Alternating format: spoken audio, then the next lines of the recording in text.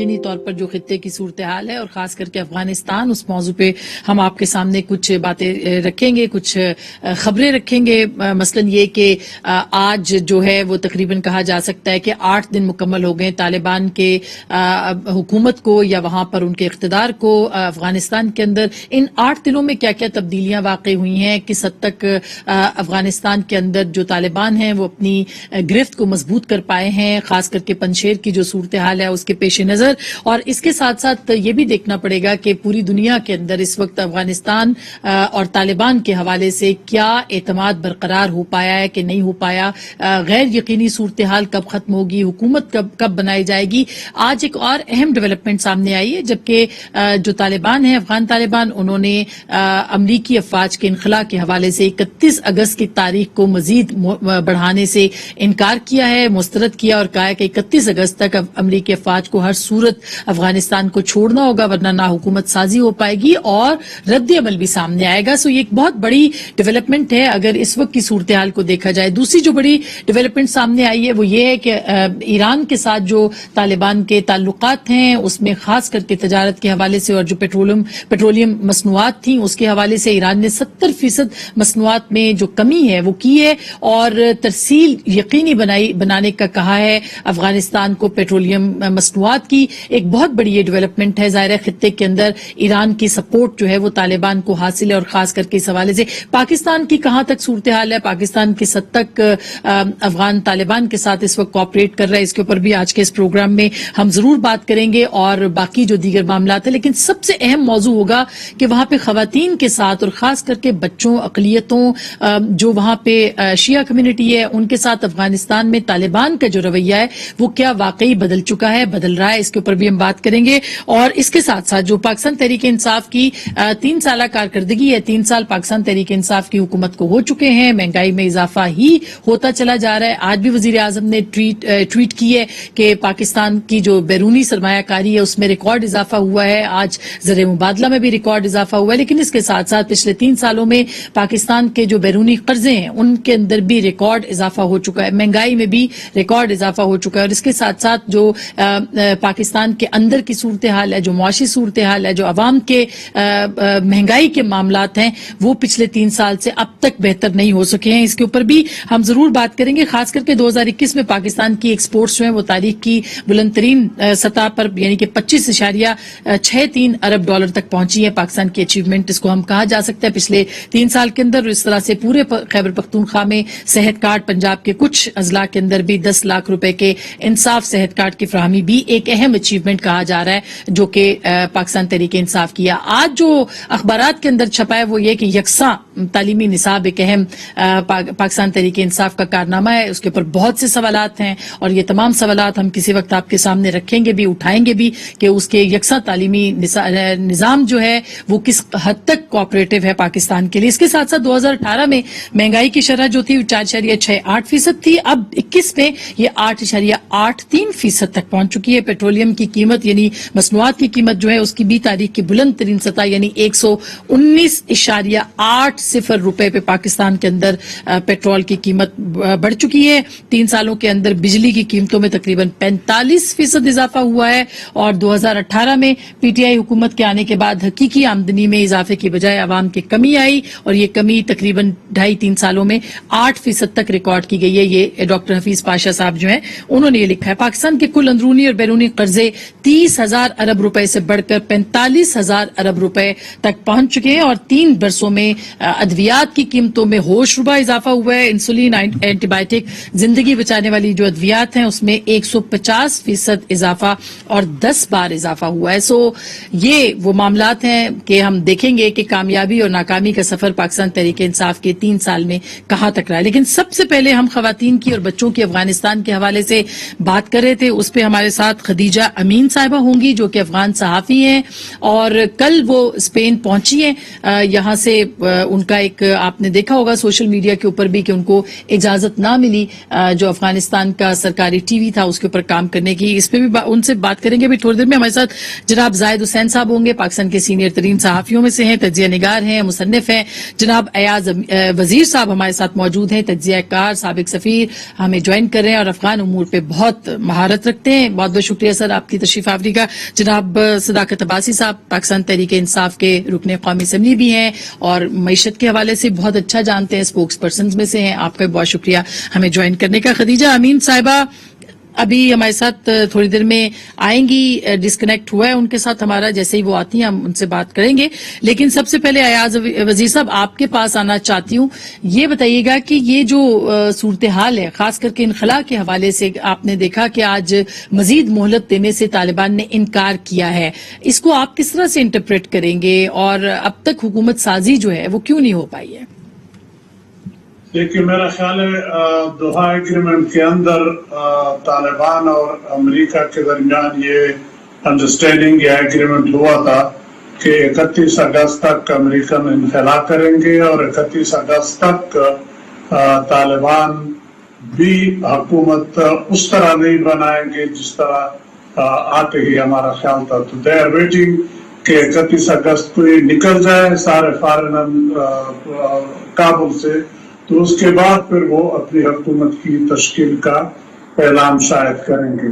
तो ये अमेरिका के साथ अंडरस्टैंडिंग के मुताबिक चल रहा है, इसलिए वो कहते हैं कि हमारी अंडरस्टैंडिंग 31 अगस्त तक थी, वो आखिरी दिन है इनखला का, उसके बाद हम कोई तारीख नहीं दे रहे, तो आप मेहरबानी करके अपने इनखला 31 अगस्त तक पूरी कर। तो अयाज साहब, ये जो बरतानिया और बाकी जो ममालिक हैं उनकी तरफ से भी थोड़ा प्रेशर बढ़ रहा है कि आप इनखला थोड़ा डिले कर दें, अमेरिका के ऊपर दबाव तो जाहिर है क्योंकि बहुत बड़ा नंबर है जिनको इवैक्यूएट करना है अभी तक वहां से, और खास करके बरतानवी शहरियों को। तो क्या इससे कोई क्राइसिस जन्म ले सकता है या एमिकेबली आपके ख्याल में तालिबान अंडरस्टैंड कर सकते हैं? आज की उनकी टोन से नहीं लगता कि वो 31 अगस्त से एक दिन भी ऊपर जो है वो लेके जाएंगे।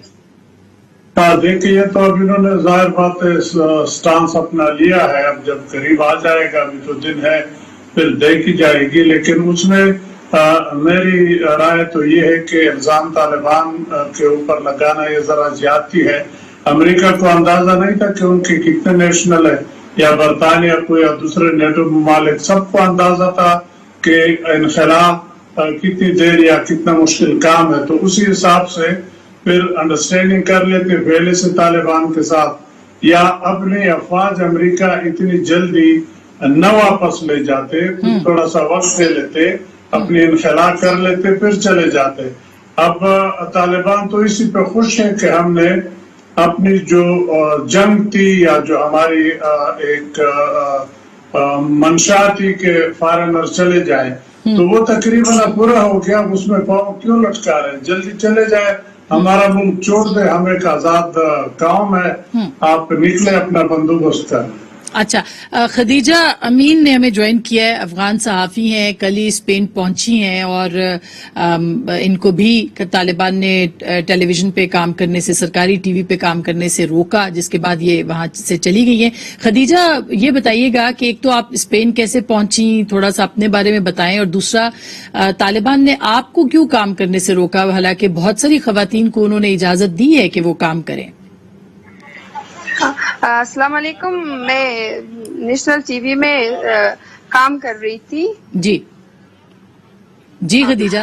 लेकिन जिस दिन तालिबान आ गई काबुल पर, तो फिर उन्होंने हम लोगों को काम करने से रोका। मैं एक बार गई उन लोगों से बात करने के लिए कि मैं चाहती हूँ फिर भी आ जाओ और अपनी एंकोरिंग को अपने काम पर, फिर लेकिन उन्होंने कहा कि अब तक हमने डिसाइड नहीं किया है कि वुमेन्स आ सकती है और यहाँ प्रेजेंट कर सकती है कि नहीं। कई बार फिर भी मैंने कोशिश की, लेकिन उन्होंने हमें इजाजत नहीं दी कि हम अपने ऑफिस पे जाए। फिर मैंने डिसाइड किया, क्योंकि तालिबान नहीं बदलेंगे और उन लोगों ने सिर्फ ये कहता है कि हम ख्वातीन को इजाजत देंगे, लेकिन वो अपनी बात पर नहीं है।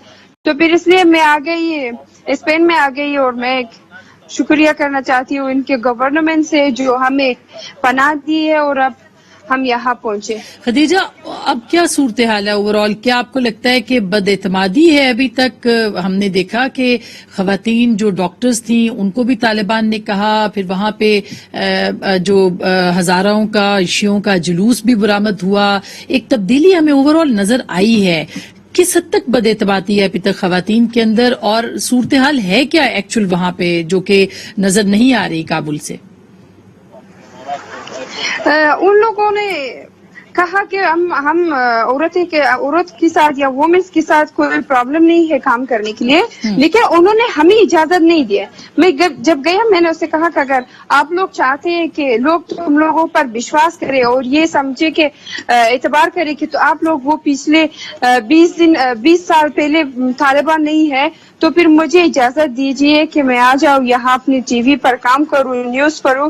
لیکن انہوں نے کہا کہ نہیں، اور اب تک بھی ہمارے ٹی وی میں یہ کلیئر نہیں ہوا ہے کہ ان لوگ ہمیں اجازت دیں گے یا نہیں. لیکن میرا وشواس ہے کہ ان لوگ کبھی بھی یہ کام نہیں کرے گا، ہمیں اجازت نہیں دے گا. اس لیے تو مجھے کیونکہ میں بہت انٹرویوز دی تھی بہت ساری انٹرنیشنل میڈیا میں، اس لیے میں نے سوچا کہ میں اب سیف نہیں ہوں، کیونکہ کئی بار میرے لیے کال آیا، مجھے فون کیا ان لوگوں نے کہ تم نے کیوں میڈیا پہ یہ بات بولا ہے کہ تو اچھا، تو خوف کی فضا بھی ہے وہاں پہ، بد اعتمادی ہے خواتین کے حوالے سے کہ آپ ٹرسٹ کرنے کو تیار نہیں ہے کہ طالبان نہیں بدلے. اچھا، میرا خیال ہے کہ ہمارا رابطہ منقطع ہوا ہے خدیجہ کے ساتھ. میں ایک کمنٹ ایاز وزیر صاحب سے، اور اگر زاہد حسین صاحب نے ہمیں جوائن کیا ان سے بھی لوں گی.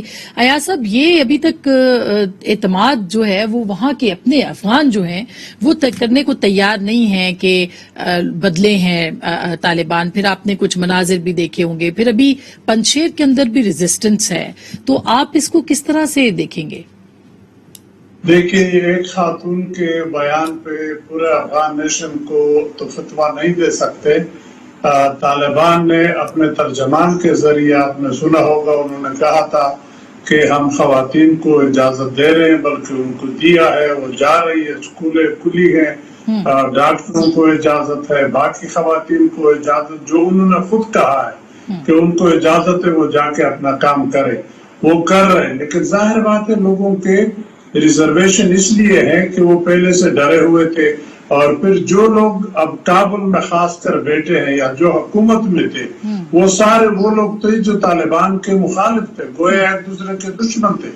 تو اب طالبان وہاں پہ آ گئے، تو ان کو یہ پچھلے 20 سال جو یہاں گزرے ہیں، ان کو نظر آ رہے ہیں کہ طالبان کہیں ان کی وجہ سے ہمیں مارے نہ، تکلیف نہ پہنچائے. حالانکہ طالبان نے تو جنرل معافی کا اعلان کر لیا، فوجیوں کو بھی، سب کو بھی. لیکن تشویش اس لیے ہے کہ ابھی تک حکومت نہیں بنی، ابھی تک لوگوں نے طالبان کو گورننس کے روپ میں نہیں دیکھا ہے. تو جو اسٹریٹ کے اندر وہ کڑے ہیں بندوق لیے ہوئے، کلاشنکوف لیے ہوئے، تو اس سے تو ظاہر بات ہے امیڈیٹ ریئیکشن یہی ہوگا کہ یہ تو بڑے سخت ہے، یہ تو بندوق لیے ہوئے ہیں. لیکن اصلی امتحان تب شروع ہوگا جب وہ حکومت فارم کر لے، گورننس شروع کر لے، تو اس دن سے میں سمجھتا ہوں طالبان کا صحیح امتحان ہوگا. 8 دن گزر گئے ہیں، اور 8 دنوں کے اندر ظاہر ہے کہ ابھی تک ایک تو بد اعتمادی ہے، لیکن ہم نے دیکھا ہے کہ پہلے سے کافی فرق آیا ہے طالبان کے رویے میں بھی. اس میں بھی کوئی دوسری رائے نہیں ہے. زاہد حسین صاحب ہمارے ساتھ موجود ہیں، اگر ہم ان سے اوپینین لے لیں یا صداقت. جی زاہد صاحب، آپ کو آواز آ رہی ہے میری؟ ٹھیک جی زاہد صاحب، اچھا، میں یہی سوال آپ کے سامنے رکھنا چاہتی ہوں کہ ابھی تک اعتماد میں اضافہ نہیں ہو سکا لوگوں کے، اور دنیا کیا سوچ رہی ہے؟ کیا 8 دن گزر جانے کے بعد بھی امریکہ، برطانیہ، یورپ یہ سوچ رہا ہے کہ طالبان بدل گئے ہیں یا پہلے جیسے؟ دیکھیں، ابھی 8 دن میں کوئی پتہ نہیں چلتا ہے، اور یہ سب کچھ اتنا اچانک ہوا ہے، تو میرے خیال کسی کو بھی اندازہ نہیں تھا کہ طالبان اتنی جلدی قبضہ کر لیں گے. ٹھیک ہے، امریکہ اور کو بھی امید تھی شاید 30 دن لگیں گے یا 60 دن لگیں گے یا 6 مہینے لگیں گے، لیکن کسی کو اتنی جلدی امید نہیں تھی. اور جو کچھ بھی اس وقت ہو رہا ہے کابل میں، وہ ایک لازمی چیز تھی کہ جس نے ایک پینک سا ہے. اور میرا خیال یہ کہ ابھی کوئی یہ اندازہ لگانا مشکل ہوگا کہ طالبان کی ابھی وہ کیا ہے. لیکن 2-3 چیزیں بہت اہم ہیں. ایک تو یہ ہے کہ ہمیں اس میں یہ تو آواز آتی ہے ان کی کہ ہم وہ والی چیزیں نہیں کریں گے جو کہ 1990s میں کرتے تھے، اور وہاں پہ یہ بات بھی ہوتی ہے کہ انکلوسیو گورنمنٹ ہوگی. اور کیا کہتے ہیں اس کے ساتھ ساتھ جو ہے خواتین کے جو حقوق ہیں وہ بھی ملیں گے. لیکن ابھی اتنا آسان نہیں ہوتا ہے افغانستان کی صورتحال میں کہ جو ہے جہاں پہ 20 سال تک، بلکہ اگر میں کہوں کہ 40 سال سے ایک جنگ جاری ہے وہاں پہ، تو وہاں پہ اتنا آسان نہیں ہوگا کہ کوئی سب بیٹھ کے کوئی حکومت بنا لے. حالانکہ ضروری ہے اس بات کے لیے کہ اگر افغانستان کو تھوڑا بھی جو ہے ایک حد تک جو ہے اسٹیبلٹی لانی ہے تو ایک ایسی حکومت بنانی پڑے گی جس میں دوسرے تمام افغان سیکشنز کی شمولیت ہوگی. اب دیکھنا یہ کہ یہ اس پہ بات چیت تو جاری ہے، لیکن وہی میں بات کر رہا ہوں کہ اتنا آسان نہیں ہوگا کہ سب مل جائیں گے. لیکن ایک اور بھی خطرہ بن کے آتا ہے. دیکھیں اصل بات یہ آتی ہے کہ طالبان آ گئے ہیں. اب اس میں یہ تھا کہ اگر کوئی یہ سوچتا ہے کہ شاید ان کو ہٹا کے کوئی اور کچھ لیا جا سکتا ہے تو وہ شاید بھی ممکن نہیں ہے. تو اصل بات یہ ہے کہ جتنا بھی کلاس انٹرنیشنل کمیونٹی جو ہے ایک حد تک ان پہ ضرور ڈال سکتی ہے دباؤ، کیونکہ کوئی بھی حکومت افغانستان کی ہو کہیں بھی ہو آئسولیشن میں نہیں چل سکتی. اور خاص طور پہ جو افغانستان کی حالت ہے اس میں اقتصادی طور پہ اگر یہ ریکگنیشن نہیں ہوتی ہے تو اب پہلے بھی غنی حکومت بھی تھی تو 90% اس کی ضروریات جو فائنانسز تھے، میں اس کی ملٹری اس کی بات نہیں کر رہا ہوں، اوور آل ان کی جو ضروریات تھی وہ سب کی سب فورن ایڈ سے آتی تھی. تو یہ چیز ابھی بھی جو ہے یہ طالبان کے اوپر یہ ایک رہے گا کہ وہ کم از کم ان وعدوں کی پاسداری کریں جو کہ انہوں نے کی ہیں. اچھا بالکل زاہد صاحب آپ سے متفق ہوں میں اس معاملے کے اوپر، اور میں ایک سوال اور ایڈ کرنا چاہتی ہوں ایاز صاحب سے. ایاز صاحب یہ میں جاننا چاہتی ہوں کہ جو ابھی یہ ساری بات ہو رہی ہے اس میں چائنا، رشیا، ایران کا بڑا گہرا تعلق ہے. آپ نے آج خبر بھی سنی کہ پیٹرولیم مصنوعات پہ 70% ایران نے کمی کی ہے، ترسیل بھی کرنا شروع ہو گئے ہیں. افغان طالبان نے ان سے درخواست کی تھی اس کی. تو یہ کوآپریشن کو آپ ریجنل کوآپریشن کو کس طرح سے دیکھتے ہیں اور کتنا ایکسٹینڈ ہوگا، کتنا اوفینڈ کرے گا یہ ویسٹرن پاورز کو؟ بنتی آ رہی تھی یہ جو ایک الائنسی بن رہی ہے جس کا آپ نے ذکر کر لیا، اب اس کے میرا خیال ہے پریکٹیکل مراحل شروع ہو رہا ہے. ایران کو پرابلم تھی ایک تو امریکہ کے وہاں بیٹھنے سے، دوسرے ان کو یہ ڈر تھا کہ داعش وہاں پہ پلے پھولے نہ، یا پھر طالبان میں جو ملیٹنٹ ہے پہلے بھی 90s میں بلکہ 97 98 میں آپ کو یاد ہوگا مزار شریف میں ایران کے کچھ ڈپلومیٹ اور کچھ لوگ قتل ہوئے تھے اس میں، تو اس پہ خاصی ٹینشن ہوئی تھی. بلکہ ایران 1 لاکھ فوج لے آیا تھا ہرات بارڈر پہ حملہ کرنے، بڑی مشکل سے ہم نے کچھ قیدی چھڑوا کے وہ ٹینشن ختم کروا لی. تو وہ ٹینشن دوبارہ ایران نہیں چاہتے ہیں کہ طالبان کے ساتھ قریب رہے. اسی طرح روس کا حساب تھا، وہ بھی امریکہ سے ناخوش تھا. ایک تو پرانا اپنا وہ بدلہ بھی چکانے والی بات تھی ان کو کہ ٹھہرو کدھر بات پہ افغانستان سے. دوسرے ان کو اپنے جو بیک یارڈ ان کا ہے سینٹرل ایشین ریپبلک، ان کا ڈر لگا ہوا تھا کہ اس میں ملیٹنسی نہ پڑے. اسی طرح چین کو بھی اپنے ویگور صوبے کے لیے مسئلہ تھا کہ وہ مسئلہ نہ ہو. تو ان تینوں ملکوں کو طالبان نے یہ ایشورنس دی ہے کہ ہمارے ہاں سے آپ کے علاقے میں کوئی دہشت گردی کوئی مسئلہ نہیں ہوگا. تو میرا خیال ہے اس لیے ان کا پازیٹیو ایٹیٹیوڈ پلس پاکستان بھی اس میں آ جائے گا. تو امریکہ چاہے نہ چاہے، ہندوستان چاہے نہ چاہے، وہ اس الائنس میں فٹ نہیں ہو رہا ہے. تو اب اس کے لیے آئندہ خدا نہ کرے کہ وہ کولڈ وار والی اتنی سخت ٹینشن ہو جائے، تو they have to accommodate each other interest and do a bit وہ ری ایڈجسٹمنٹ کرنی ہوگی. لیکن زیادہ اپر ہینڈ میرا خیال ہے چین اور روس اور پاکستان اور ایران کا رہے گا، ریجنل پاورز کا زیادہ رہے گا، پڑوسیوں کا زیادہ رہے گا. ایاز صاحب آپ کا بہت بہت شکریہ. اب ایک بریک لیں گے، بریک کے بعد زاہد صاحب اور صداقت بھائی صاحب ہمارے ساتھ ہوں گے، کچھ پی ٹی آئی کے 3 سالوں پہ بھی بات کریں گے بریک کے بعد.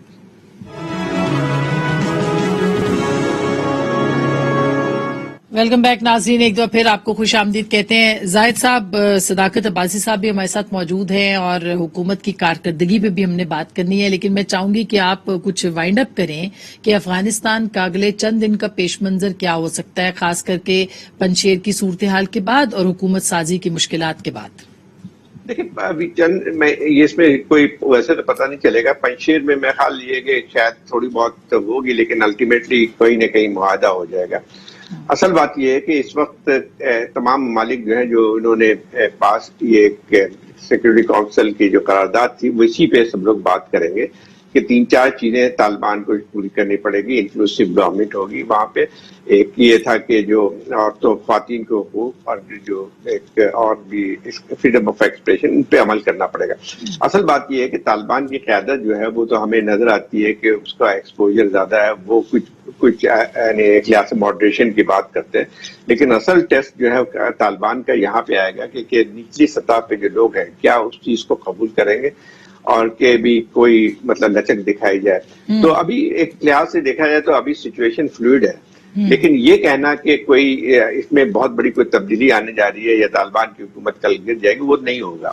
اور میرا خیال یہ کہ تمام ملکوں کا جہاں پہ یہ دباؤ پڑے گا افغانستان پہ طالبان پہ کہ وہ کچھ اپنے آپ کو ماڈریٹ کریں. اور ایک اور بات بھی جو کہ سارے کنسنسس موجود ہے کہ جو اس قسم کی دہشت گرد تنظیمیں ان کو بھرنے کا موقع نہ دے یا ان کو کام کرنے کی اجازت نہ دے. یہ چند نکات ہیں جس پہ تمام ممالک عمل کرنا چاہیے. اچھا صاحب, یہ 3 سال پہ بھی میں چاہوں گی آپ سے شروع کر کے پھر میں جواب لے لوں عباسی صاحب سے. پاکستان تحریک انصاف کے 3 سال ہو گئے ہیں, مہنگائی, معیشت, میڈیا, سب صورتحال آپ کے سامنے ہے, تو آپ کیسا دیکھتے ہیں ان 3 سالوں کو؟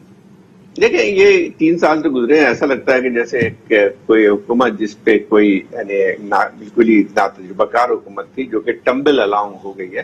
اور 2 سال تک تو ایسا پتہ چلتا تھا کہ کوئی ان کی چیزیں سمجھ میں نہیں آ رہی ہیں, نہ ہی معاشیات ان کو سمجھ میں آئی تھی, نہ گورننس سمجھ میں آئی تھی, نہ جتنے وعدے کیے تھے پی ٹی آئی کی گورنمنٹ وہ پورے کر سکی.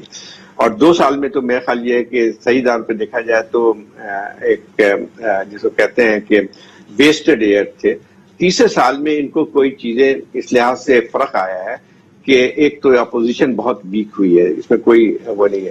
دوسری بات یہ تھی کہ جو ہے آپ کی میکرو اکانومی جو تھی وہ تھوڑی سی بہتر ہوئی ہے. مطلب بہتر سے مطلب یہ ہے کہ ایک مینیج ہو گئی ہے. اور جو اندازہ لگ رہے تھے کہ گروتھ ریٹ بہت ہی کم ہوگا اور بہت سارے جیسے کووڈ کے زمانے میں بھی بات آ رہی تھی کہ اس سے جو ہے پھر پاکستان میں جو ہے ریسیشن صورتحال پیدا ہوگی, وہ نہیں ہوئی ہے.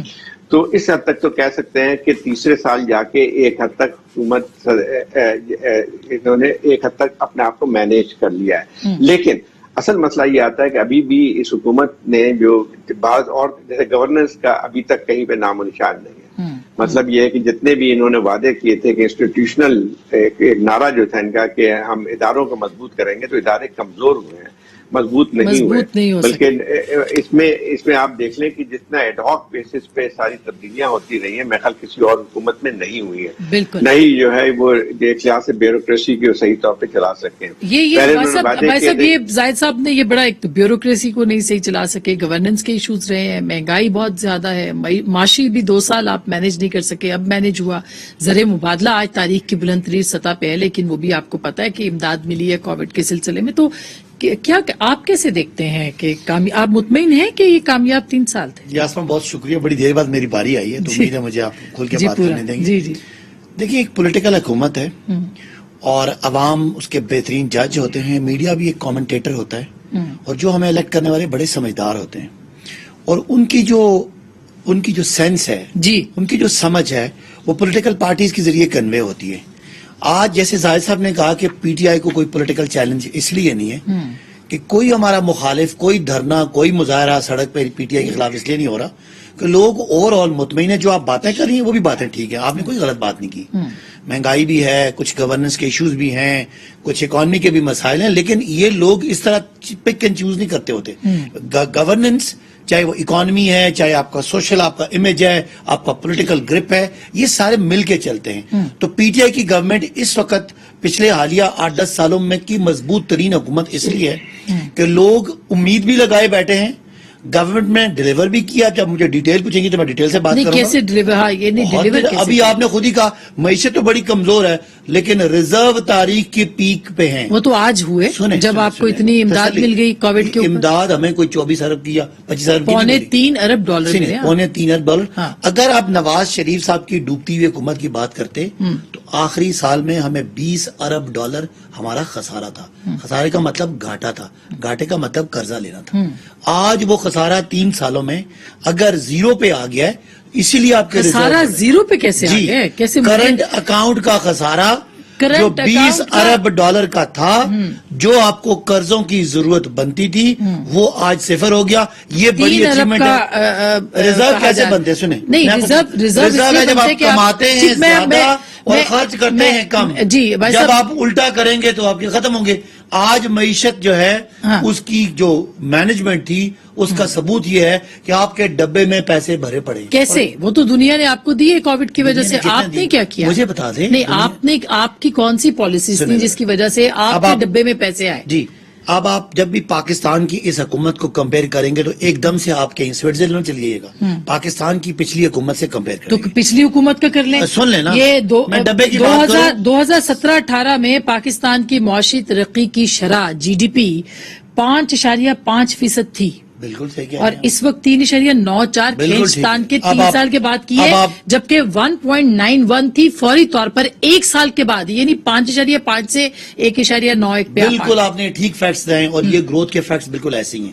جو آپ نے پہلے بات کی، ہماری حکومت آئی تھی تو ریزرو 10 ارب ڈالر سے کم تھے. جو پاکستان کے پاس دنیا کی جو زر مبادلہ تھا، جو ہم نے باہر سے چیزیں منگانے کی ہماری سکت تھی، جو ہماری دولت تھی 10، آج وہ 25 ارب ڈالر تک پہنچ گئے. تو کیسے ہوا؟ اگر پاکستان گھاٹے میں چل رہا ہوتا تو وہ پیسے کم ہوتے. کوئی اس پاکستانی حکومت نے کوئی 25 ارب ڈالر قرضہ نہیں لیا، بلکہ قرضے واپس کیے. میں ابھی جو ہم کریڈٹ لیتے ہیں نا، زاہد صاحب کو بھی چیلنج کرتا ہوں، آپ کو بھی، جو ہم کریڈٹ لیتے ہیں کہ ہم نے مشکل حالات رکھے، ہم نے گروتھ پہ کمپرومائز کیا، مہنگائی بھی ہوئی، لیکن پاکستان آج ایسی مضبوط معیشت ہے کہ پاکستان کو اگلے سال خدا نہ خواستہ کوئی خطرہ نہیں ہے. 2018 میں خدا نہ خواستہ پاکستان دیوالیہ ہوتا، ڈالر 300-400 کا ہوتا، آج آٹا 200 روپے کا، 200 روپے کلو مل رہا ہوتا.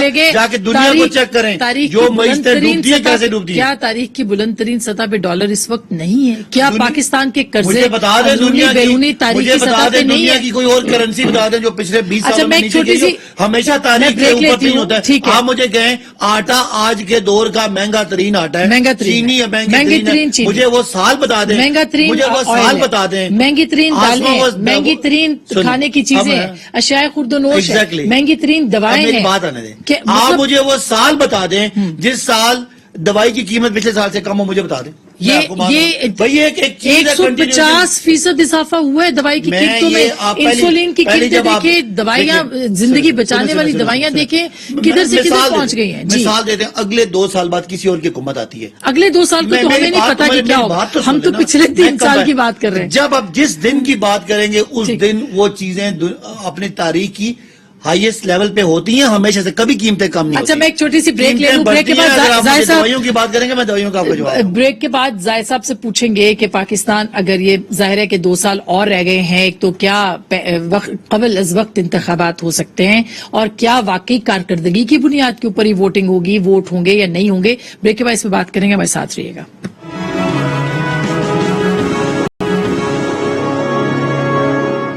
ویلکم بیک ناظرین، ایک دفعہ پھر آپ کو خوش آمدید کہتے ہیں. یہ زاہد صاحب، اب 3 سال کی کارکردگی پہ ظاہر ہے کہ تنقید زیادہ ہو رہی ہے، کچھ اچیومنٹس بھی ہیں جو ہم نے پہلے رکھی، مگر اب اگلا سال جو ہے وہ الیکشنئرنگ کا ہے، بلکہ ابھی سے ہی تیاری شروع ہے الیکشن کی. آپ کو لگتا ہے کہ پاکستان تحریک انصاف عوام کو یقین دلا پائے گی کہ اس نے کامیاب 3 یا 4 سال جو ہے وہ گزارے؟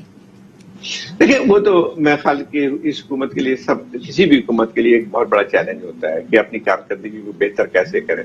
3 سال کے جو ہے وہ میں آخر سال کو لگا لیں تو ایک لحاظ سے مکس آپ کو لگتی ہے، پرفارمنس لگتی ہے.